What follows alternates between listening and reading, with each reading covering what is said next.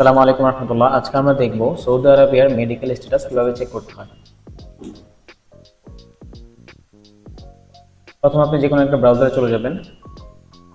ব্রাউজারে গিয়ে লিখবেন ওয়াফিদ মেডিকেল স্ট্যাটাস, লিখে এন্টার করবেন। এন্টার করার পর সর্বপ্রথম আপনার সামনে যে সাইটটা আসবে এটাতে ক্লিক করবেন। ক্লিক করে একটু নিচে আসবেন, নিচে এসে ভিউ মেডিকেল রিপোর্ট এখানে ক্লিক করবেন। ক্লিক করে আপনার সামনে এই সাইটটা চলে আসবে।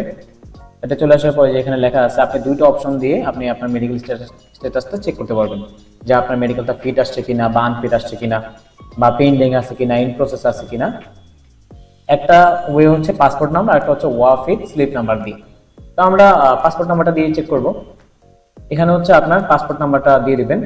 এখানে হচ্ছে আপনার ন্যাশনালিটিটা সিলেক্ট করে দিবেন। আপনি যদি বাংলাদেশ, যেহেতু বাংলাদেশ সিলেক্ট করে দিয়ে এখানে চেকে ক্লিক করার সাথে সাথে আপনার মেডিকেল স্ট্যাটাসটা স্লিপটা সামনে চলে আসবে। ওইখানে আপনি দেখতে পাবেন যে আপনার মেডিকেল ফিট আসছেন বা আনফিট আসছেন কিনা বা ইন প্রসেসিং আছে কিনা, সব আপনি ওইখান থেকে দেখতে পাবেন। ধন্যবাদ।